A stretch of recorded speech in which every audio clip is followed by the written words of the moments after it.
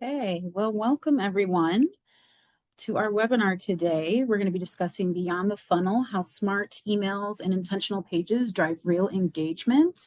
Before we dive in, I want to take care of a few housekeeping items. So if you have any questions during the webinar, make sure you add them to the Q&A section of the toolbar. We will try and get to them live, but if we don't, we will have some time at the end of the webinar to address questions as well. And if for any reason you have to you might have to log off early or whatever, no worries. We will be sending the slides and the recording afterwards. So you will receive, everything you need. So if you're worried about taking notes or anything like that, don't worry. You will get everything you need to kind of use what we're discussing here. Also, we have some resources we'll be sharing at the end. So you will be getting those as well. So everything we cover, you will be sent in an email afterwards. Okay. So I want to go ahead and introduce your host today. My name is Natalie Slyman. I'm the Content Marketing Manager at Benchmark Email. And joining me today is Michelle Barnes, Senior Manager, Strategic Services at Instapage. We're very excited to kind of dive into this. So we're going to kind of explore how to move beyond the traditional funnel and into a more meaningful way of connecting with your audience through smart email and intentional landing pages. So, make sure if you have questions, you ask them. We're going to be covering a lot today. We're going to, be addressing some insights, some examples, some strategies. So you're in good hands, and do not hesitate to, raise your hand and ask us something if you need to. Okay, so, oops. I want to kind of go over the agenda so you can get an idea of what we're going to be covering. So first and foremost, we're going to address this idea that, funnels are failing, why the modern or the traditional marketing funnel is kind of no longer what we're seeing in the marketing space. And then we're going to discuss the shift from funnels to moments. We'll kind of dive into that a little bit more later. And then it wouldn't be a benchmark email webinar if we did not discuss personalization. We're going to be discussing kind of taking personalization a step further and doing it with purpose. And then we will be addressing how you can spot those engagement signals that can help kind of tie in those moments and make you kind of capitalize on those moments. Then, as I mentioned earlier, we'll have a live Q&A, and then we'll sort of reiterate the key takeaways and next steps so you know exactly what to do moving forward. Okay, so the problem with the traditional funnel. So this is kind of perhaps somewhat of a new idea to some of you. I know that when I started out in marketing, there was this idea of, very concise way of moving people through the funnel. So I'm going to actually pass things over to Michelle, and she's going to start talking about why the funnel is broken and what we're kind of seeing in its place. Yeah, thank you, Natalie. So really, what is the problem with the traditional funnel? And marketers very often, they look at the marketing funnel kind of like that image in the center where it kind of has this straight path and these like key points that people touch. It goes in pretty much a straight line, but really the funnel is broken when you look at it like that. The customer journey isn't linear anymore. And it really looks more like the image on the left-hand side where users are moving forward and then backward, forward again. And there might be a lot more touch points than we realized before that actual final conversion happens. Yeah. What I think one of the biggest mistakes I see in email marketing is, the same. It's, you know, a lot of marketers assume people move through their inboxes linearly, the way we move through our campaign timelines. We love to plan things in a neat series. Email one leads to email two, leads to email three, and so on. But real behavior doesn't look that way. People kind of jump around. They open the last email first, ignore two, click a fourth one later. It's very unpredictable and it's a little chaotic. And if you're running, rigid email flows that assume people are following a script, you're going to miss those opportunities to meet them where they are. And that's, the messy middle. So we always talk about in marketing, meeting people where they are. that's, why people buy social ads. A lot of people are already engaged on social media. So why don't we meet them where they are and bring our brand to them? So, that's what marketing is about. It's meeting people where they're already engaged. And if we want to increase conversions, we have to optimize for it. So, not try to force users back into a funnel that doesn't reflect reality and doesn't reflect their needs and their, journey that they're on. Okay, so how can you start improving your campaign performance? This is where we're going to kind of start about talk about the new paradigm, engagement over funnels. So, this is the shift from funnel centric to moment centric. So, kind of to reiterate, funnels are sort of rigid, they're stage based. Moments, however, are responsive, they're behavior driven. They're meeting people where they are, not where you want them to be. So, the previous, traditional marketing funnel, it was all about us moving people through the journey the way we wanted them to go through it. And, you know, I don't know if you've all experienced this. I know we have, and it's pretty much why we're here, but it's not easy to make people do things, especially when we live in such a consumer first world. The consumers really are the ones that are having the control, so we want to kind of lean in with that and maybe take a more responsive approach to how we market to them. So it's that shift, it's the shift from funnel to moments. So again, instead of trying to control the sequence, we respond to the signals. So if someone clicks an email at 10 p.m. and visits your site, that's a moment. If they revisit your landing page without converting, that's another moment. So these aren't steps on a staircase. There are those engagement moments that might kind of be sporadic. And it's our job as marketers to recognize those moments and act on them in a way that feels right for the consumer and not robotic and not, like we're trying to make them do something. Again, we want that trust there. We want them to feel as if we really understand them and know what their needs are. And that's why kind of responding to these moments is really crucial. Okay, so if there's one thing we want every email and landing page team to embrace, it's this. It's that empathy and context are your most powerful engagement tools. So, this means leading with curiosity, not assumptions. So, being more curious, asking, looking into the details a little bit more, trying to figure out, what does the audience need right now? And something you will understand with this is that context beats automation every single time. Context is kind of like the meat, and automation, again, is much more just stiff and rigid. So, not that it's bad. We love automation, but you have to have context in order to make automation have a little bit of soul, I guess. So we often assume we know where someone is in their journey, but the truth is we don't until they show us. So that's kind of the mindset behind this. Instead of forcing someone into a predetermined series, we need to start by asking, what does this person need at this moment and what will motivate them to take action? Definitely. And I'm just going to throw this in as like real life examples, even beyond like digital marketing. When you talk about that, I think about I have a husband, I have kids, and laundry. Like, where does the laundry end up? Right. And so, like, I noticed with my kids, like, they kept leaving their clothes on the floor in the bathroom. And I get so frustrated, like, can't you just put it in the laundry basket in your room? But like that didn't work for them, right? And so what I did instead is I moved the laundry baskets into the bathroom. And so now I've made, instead of like trying to force them into like where I wanted them to put things, now I moved the laundry basket closer to where they are, close to their natural behavior. And so now the clothes makes it in there. And it's the same with digital marketing, right? Like you mentioned, not forcing them into this moment or this place where we want them to go, but looking at those behaviors and adapting our marketing towards those. And so sometimes that's a strong CTA or a change on the page. Sometimes it's an opportunity for visitors to learn more. It's just the right subject line or the perfectly positioned landing page at the right time of the day. But when we lead with that empathy and with that context, we can help create those personalized experiences and not just have something programmed to really meet the visitor where they're at in the moment. I love that example. Maybe it's because I'm a mom too, but I think that's really, really good analogy.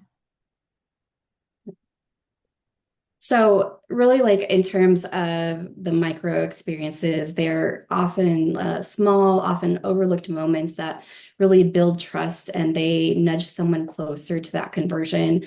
So every time someone clicks the CTA, scrolls on your landing page, or reopens your email, you have an opportunity to engage with them. So they aren't always big interactions, but they do stack over time. For example, a great landing page visit might not convert immediately, but if it's paired with the next timely email, that's where the momentum builds. You're building that interest and that trust and really showing the visitor that you have what they need. So instead of over optimizing for one perfect email or one perfect landing page, it's really important to focus on those small experiences leading up to that conversion, and then really taking the time to understand and align the goals for each piece of your marketing. I like to describe this, and I've heard it described as different parts of the engine. So, your marketing should be a well-oiled machine. The analogy, it really works because each part has a specific purpose in your vehicle and in your marketing. If you expect one piece of your marketing to have the function of another, it's like saying you expect your alternator to keep your engine cool, which is really the job of the radiator. If you have an engine that's overheating and you're trying to diagnose the problem and you're looking at the alternator, you won't be able to fix the problem. So it's the same with marketing. If you don't understand how the different parts fit together and where the visitors are engaging, then when it comes the time to improve that performance, you won't know where to look. I love that. And I think it it like goes hand in hand with the whole idea behind like omni marketing, omni-channel marketing as well. Like you have to be consistent across platforms, and your presence wherever you are needs to complement your presence wherever else you are. So it kind of just ties into that strategy as well, which is kind of perfect. Um, I don't know if you want to lead us into personalization with purpose, but Yeah. basically, yeah, this is kind of like well, not the fun part, but I personally always have fun talking about personalization. Yeah. Um, I mean, definitely that kind of leads us into this discussion of how do we optimize for those micro moments yeah, and those micro experiences. So I'd really like to hear it from your perspective first. yeah, Like, what does personalization look like on the email marketing side? yeah. Well, and you probably agree with me on this, but it's easy to kind of just think like the basics will get you by when it comes to personalization. Like the reality is it goes beyond just putting someone's name in the email, like, hi, so and so. Yes, that's important because you want to make sure people understand, their names and they're not just like one of many, even though they are. But, I'm sure we all are subscribed to certain email lists. And when they use our name, it feels like they know us. And so that's obviously important, but it goes beyond that too. It also kind of ties into you got to tap into behavior and timing and other elements that help you shape personalization within the entire message. So, using contextual data like what they clicked, what they opened, what they ignored to kind of, not only shape what you send, but how you send it. So that's kind of like you really do have to look into certain analytics and things like that to kind of access that information. Yeah, definitely. And personalization, it also goes beyond like where the visitor is coming from, but it also really ties into that intent. So I really like this quote by John Paget where he said, personalization is not just knowing who your customer is, it's about understanding their needs and their preferences in real time. Yeah. And it really captures what personalization is. The goal of personalization is to make the online experience more relevant, engaging, and effective by providing information, products, or services specifically tailored to the needs and preferences of each of those users. It allows for a more enjoyable and relevant user experience, which leads to positive business outcomes such as increased sales, reduced bounce rate, improved customer satisfaction, as well as helping to improve customer loyalty and satisfaction. And we all know that the current market is super competitive and buyers have higher expectations than ever with different brands. And as consumers, I think we can all relate to this. Our attention spans are also much lower than ever. So again, I love to share real life stories, but one for me in terms of personalization is I saw an ad promoting a piece of furniture that I really liked. And then when I clicked on the ad, I expected to see that same piece of furniture, but the landing page took me to the homepage, not even like a collection or a category page. And I wasn't committed to searching through thousands of listings, and I bounced off the site. Occasionally, like I would see additional ads for the same furniture store, and the experience was like the same every single time. So I just stopped clicking, and subconsciously or maybe consciously, I created this negative association with the brand because they would make me really interested in a piece of furniture, but then it was near impossible for me to find it. In the end, I actually ended up blocking their ads because I would get so frustrated. I was never able to find what I was looking for. So that's why it's so important to really tie in like your pre-click and your post-click experience to build on that, and then build into that personalization of you've gotten me interested in this thing, like serve me a relevant experience when I get to your landing page. Well, I feel So very seen because I've done that probably a few times myself. I mean, it's true. If you're going to make it really hard for me to give you my money, like give you my money, I'm not going to want to do it in the future. So, we do have a live question that I want to address.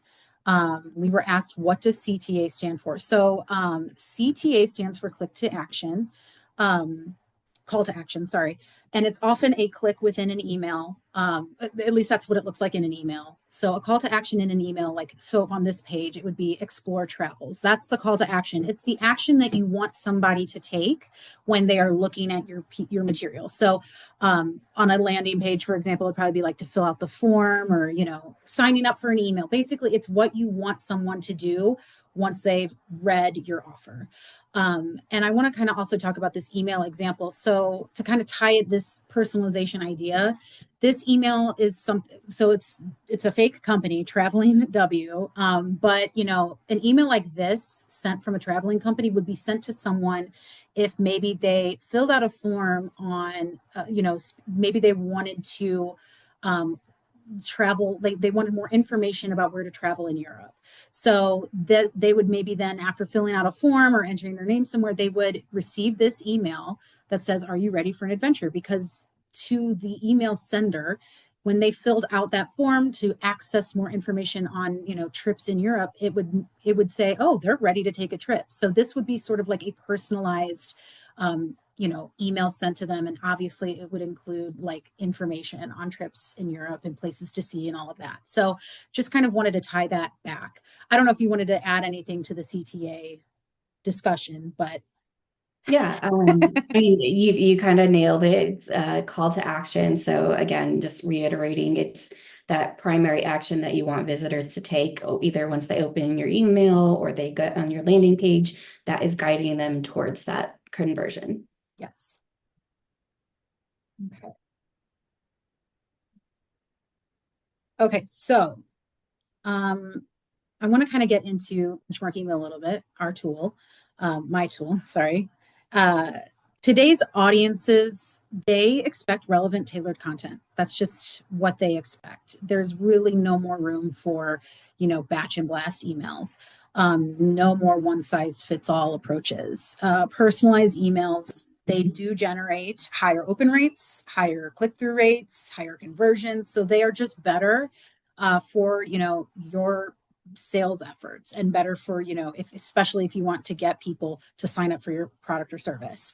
So at Benchmark Email, we make it very easy to move beyond the whole hi so and so, to meaningful data driven personalization. So something our tool offers is smart segmentation for smarter outreach. So you can easily segment your lists by behavior, demographics, purchase history, engagement, and more. So you can kind of tap into those sort of behavior metrics to see what people are doing, and then take those metrics and create groups of people who have similar characteristics are in one group, people that have another different similar characteristic are in another group. And then that helps you send a personalized campaign to each of your groups based on those characteristics. So, an example could be for if you wanted to create a campaign for different subscriber types.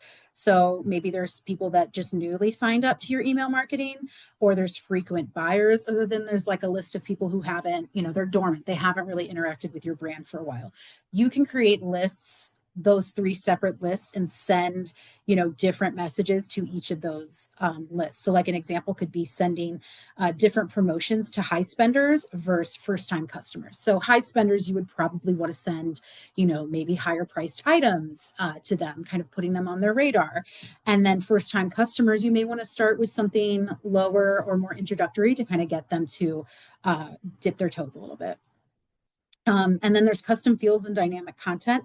So you can use custom fields like location, industry preferences to insert relevant info directly into your emails. Dynamic content blocks let you show different images, text, or CTAs to different segments, all within one email. So this saves time while increasing relevance and engagement. And then there's behavior-based automation. So you can set up automated journeys that respond to subscriber actions. So, if they opened a certain email, if they clicked a certain link within that email or on a page, or if they signed up for something on one of your pages. So like if someone downloads a guide, you can automatically send a follow-up email offering a related product or related content to that guide. Something like that to kind of further nurture them. And then there's AI-powered personalization tools. So we have some AI features that help generate subject lines and content tailored to your audience preferences. And you can use our reports to tap into insights that help you predict optimal sending times. So we have like a reporting feature that shows you if you want to maybe do something like A/B testing, which we recommend. A/B testing is when you segment the same. So you want to take a list of people, break it into two different segments, send one email. Say you want to see what the best time is to send an email. You can send one group an email at 10 a.m. and then you can send another group the same email at noon. And then based on those send times, you can see which one yields a higher open rate, a higher engagement rate. That helps you determine when the best time to send your emails is. You can also do that for other elements of your email. So you can change up the subject line. You can change up some CTA copy. So that's, remember the call to action, the button, maybe it says purchase now. Maybe you can change it to get your offer or something like that. We don't recommend doing all of these things at once, but if you are trying to figure out what kind of language, send times, all of that kind of stuff so that you can better personalize in the future, we do recommend kind of doing that A/B testing and testing those elements to see what works. I see we have some questions. So let's see.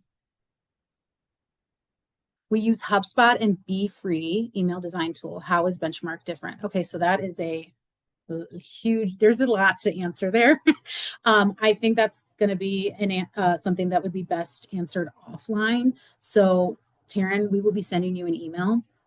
Please respond to that email and I can set you up with the right person to discuss that. And they can go over all the various ways that we're different than HubSpot, but essentially what we like to kind of tout about Benchmark email is that we are a very simple tool to use. I've used Benchmark or HubSpot, sorry, and it's a great tool, but what I found personally with it is that there is a million and one ways to do the same thing, and it can be really hard to sort of find what you're looking for, and there's a lot of things you can end up not using. So sometimes you're paying a higher price point for a bloated tool.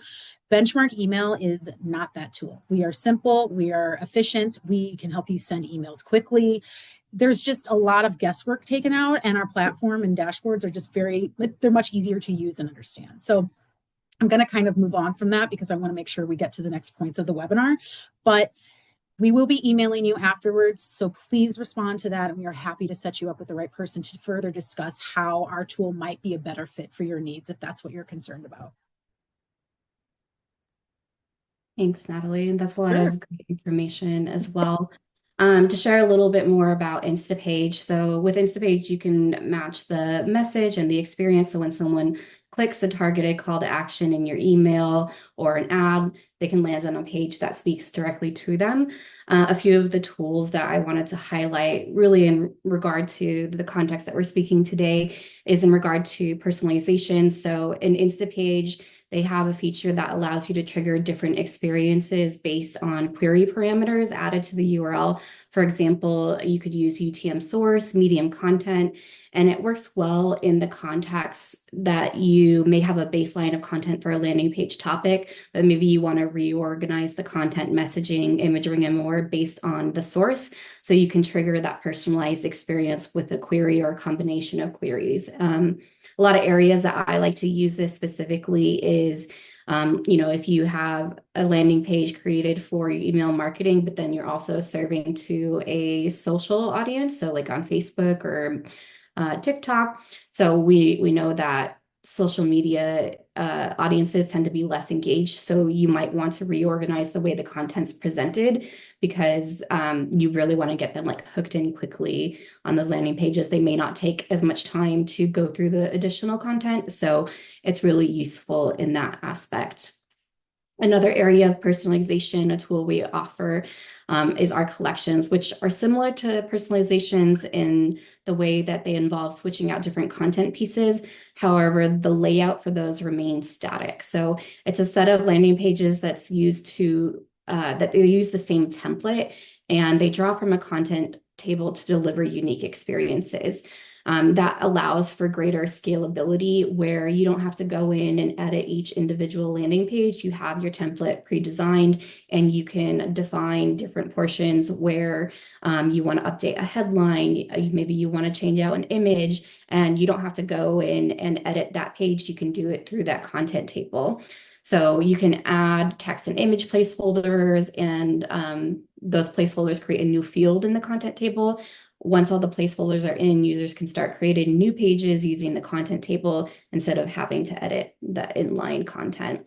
They're really ideal for like promotions, influencer marketing, affiliate marketing, any sort of like location-based landing pages where maybe an example I'd like to give, if you are a gym, let's say, and you have locations in different cities and different or even different spots, areas within the same city, it's really easy to like update that content as well. You can do industry specific pages where, let's say, you have one page where you're targeting very like large corporations and another one small to medium businesses. You might want to switch out the content to be more relevant for those audiences. But really it's focused on tailoring that messaging and being able to scale those quickly. And then from the conversion rate optimization perspective, we also have the built-in experimentation, which Natalie, you talked about what A/B testing is. And in the context of a landing page, this is really, again, testing. You can test layouts, you can test different calls to action, you can test value propositions, but it allows you to refine and continually optimize your landing pages. So maybe you're looking to test an emotionally driven value proposition versus feature-based. You can help determine which imagery works best for your audience. But this can all be handled inside of Instapage through the built-in experimentation tool. And as I mentioned, these are just a few of the many features that we offer in Instapage. Some other ones, we have native integrations, we have API automation, and there's feature updates being made constantly based on feedback from our customers to make sure that you have the tools that you need to build the landing pages that really work. But now that we've kind of learned more about the tools of personalization for each of our products, let's kind of see it in action. So I'm going to pass it back over to you. I think you're muted. I was. Thank you. Okay, so it's crucial for the email you're using to align with the landing page it's promoting because consistently directly impacts trust, clarity, and conversion rates.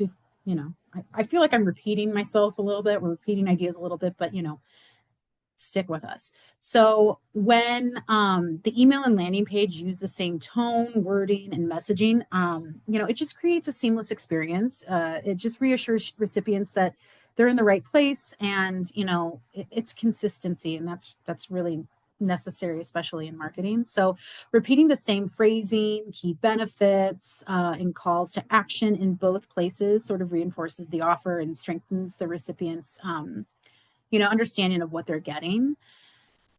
This reinforcement, it makes the offer feel more credible, and it keeps visitors focused on the action you want them to take. So yeah, I mean, a lot of times I tell people in these webinars to just remember that we're all consumers. So when we are looking to purchase something, if the language isn't consistent across platforms, when it's promoting the same thing, it could be really confusing. It can make you feel like, like Michelle said earlier, it could actually leave a bad taste in your mouth and make you not want to purchase from the brand moving forward. So, but a simple way of thinking of this is like message match. It's a proven driver of higher conversion rates. So like when the headline, CTA, and value prop in the email are mirrored on the landing page, visitors experience that instant confirmation. So it's just important to kind of ensure that that is consistent across messages. Sorry, there we go. So yeah, now I kind of want to like discuss the various elements of your email that are opportunities to match your landing page. So you kind of can break your emails down and look at various different areas of the format of the email and see, okay, what elements can I use to match language and tone and all of that with my landing page. So one is the subject line and landing page headline. So your email subject line can kind of tie into your landing page's headline in some way. Maybe it uses the same language, or maybe it uses a word in the email subject line and then it pulls that word into the landing page headline as well. Your call to action, CTA button text. So maybe in the email, it's very similar to whatever it was on the landing page. And then the offer description / value proposition, that should be pretty consistent, because if you're offering the same thing, you don't want to kind of confuse it. And this is something I keep in mind when I put together my webinar promotion emails too. When I am putting together the initial email that I send to people to see if they're interested in signing up, I list the key points that we're going to be discussing in the webinar. And I want to make sure that those very closely align with the key points I've listed on the landing page of the webinar registration too. That way they understand, okay, this is the right webinar, like this landing page and email, this is to the same thing. And then there's also the elements of imagery and design. So, here you can see there's that image of the bed. It's being used in both. So, making sure that because images are often the first thing people see. So that's a good way to kind of keep people, assured that they're in the right place. And then there's also the tone and brand voice. This can kind of go hand in hand with just your branding in general. If you feel like your brand has a specific voice, maybe it's comical, maybe it's goofy, maybe it's more professional, but you just want to use that throughout. And then if you're using any sort of urgency or scarcity language, you want to use that consistently as well. So maybe it's only a limited time offer that you're providing. You want to make sure that exists on both the email and the landing page, because if you're making it seem like it's only going to be around for not that much longer on the landing page, but then in the email you don't reiterate that, people will not follow through on your offer, most likely, or they won't understand the urgency of it.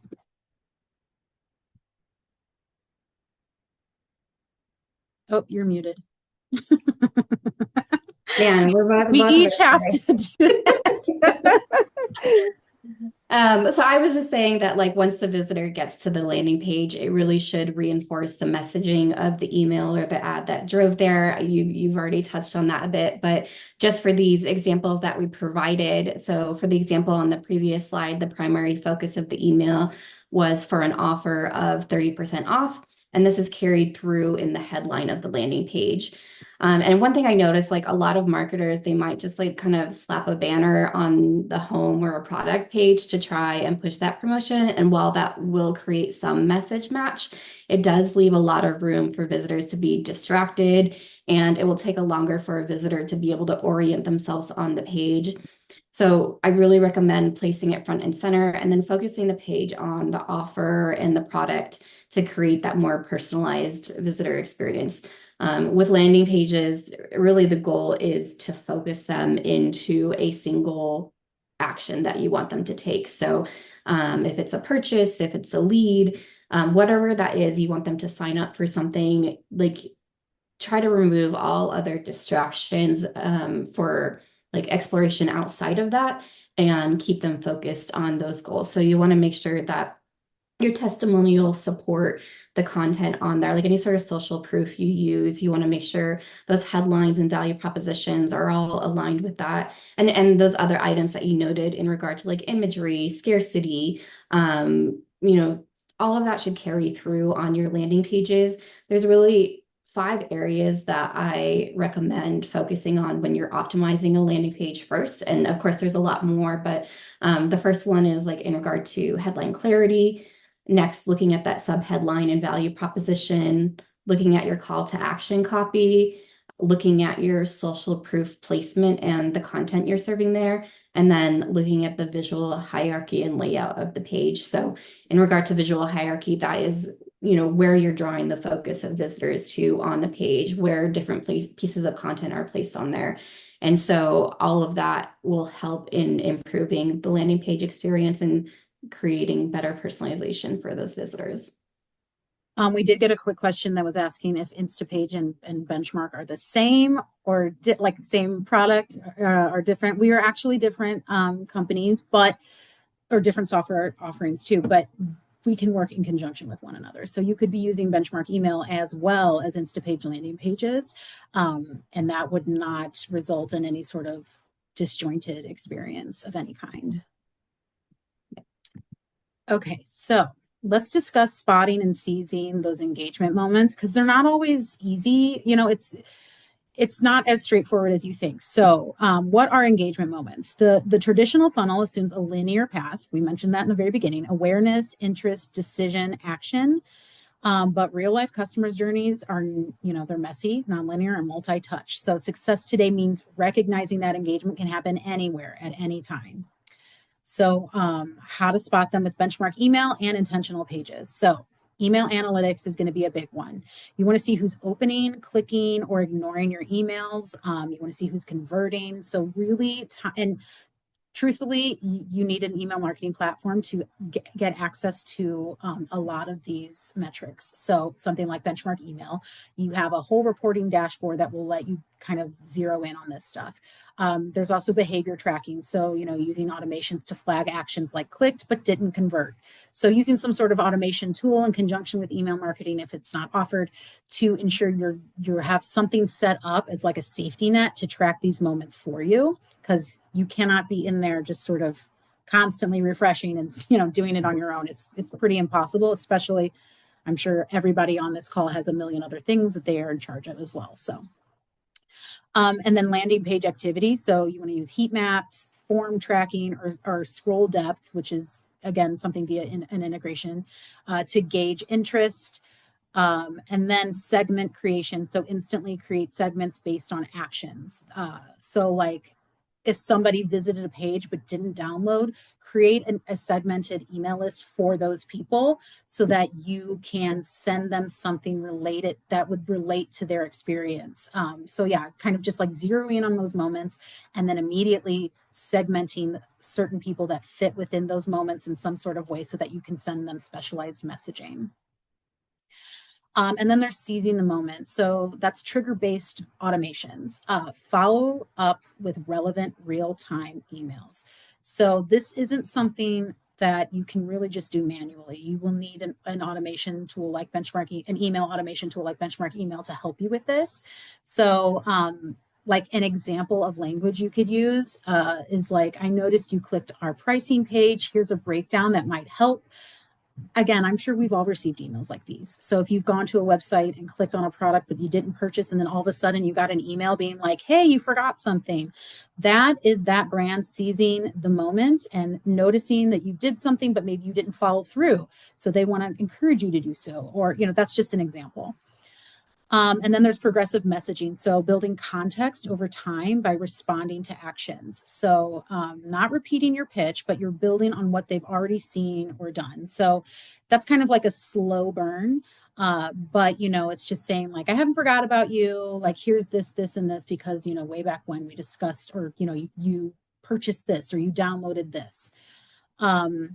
And then obviously pair with purposeful landing pages. So when the message and page experience align, momentum builds, and you want to capitalize on that, momentum and pair it with something else that's going to kind of help progress that person to the next level.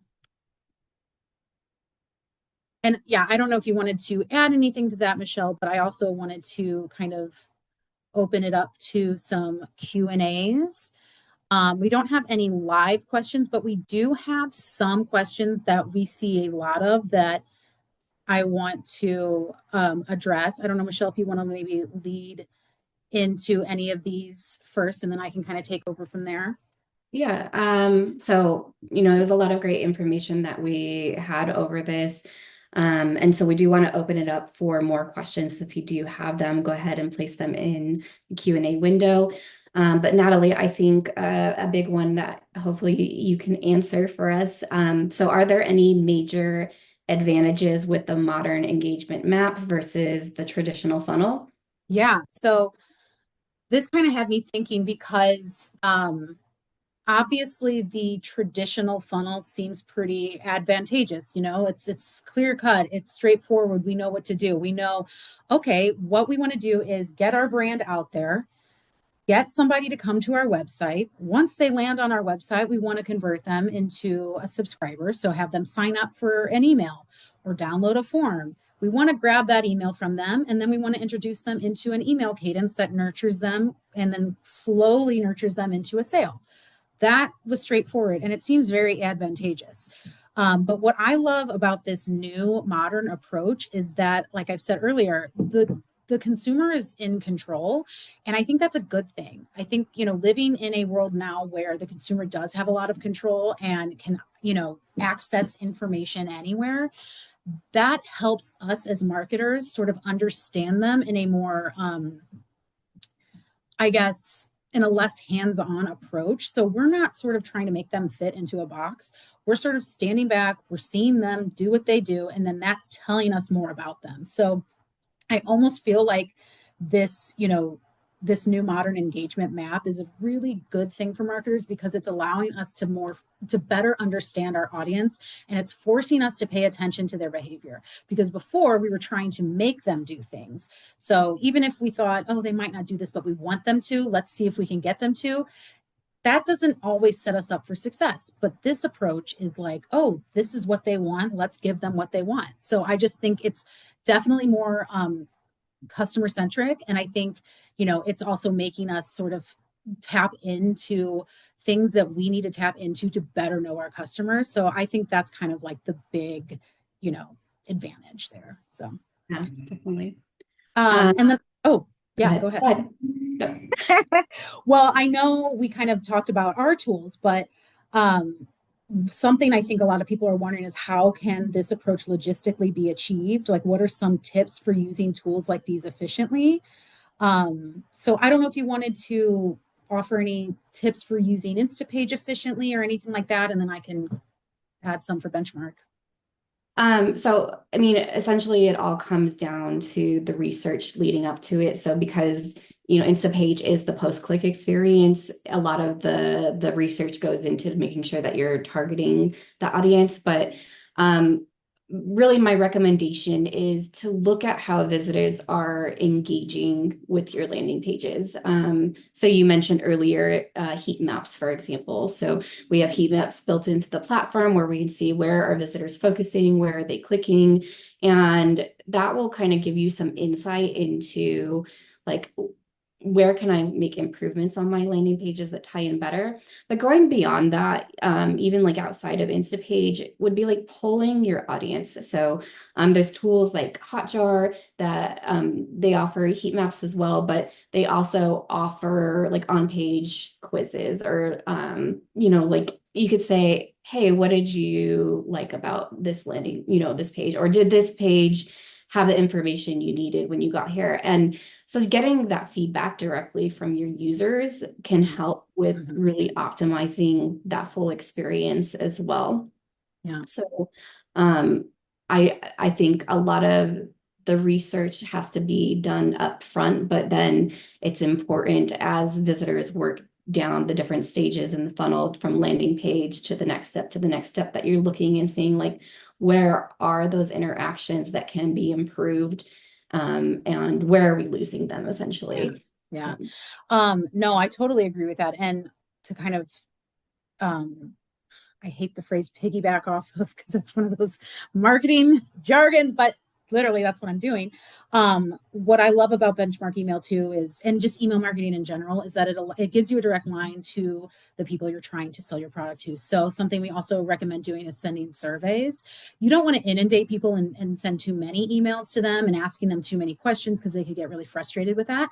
But if you are trying to learn more about your audience and you have this great list that you own of people that have expressed interest in your brand already, you might as well survey them and ask them questions like, what do you like about our brand? What do you like? What sort of like what? How often do you want to receive emails?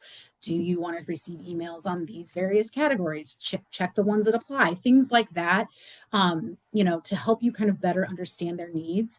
And like you said, kind of do some research too up front to sort of, just at least know about who they are and then see how they're reacting later on to kind of zero in more on the personalization aspect as well. Definitely. Okay, so we want to just kind of wrap up here and list some next steps. So obviously the key takeaways. First, build your email and landing page experiences together, not in isolation. So when the click lands somewhere that matches the message, you're already ahead.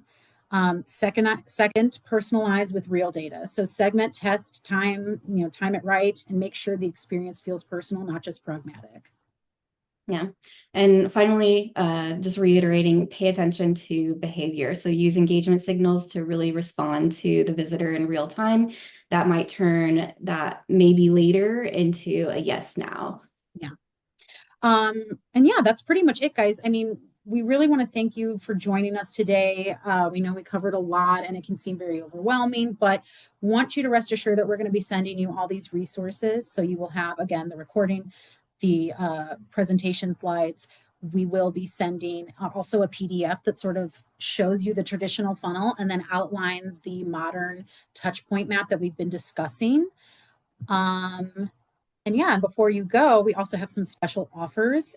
So I want to kind of just briefly touch on what Benchmark Email is willing to offer. And then Michelle, you can talk about yours. But we are offering 15% off any monthly plan and 30% off any annual plan. So those are our paid plan offers. And then we always have a sign up free option as well. So if you're not sure, how our tool might help you and you just want to sort of dip your toes and look around, you can sign up free.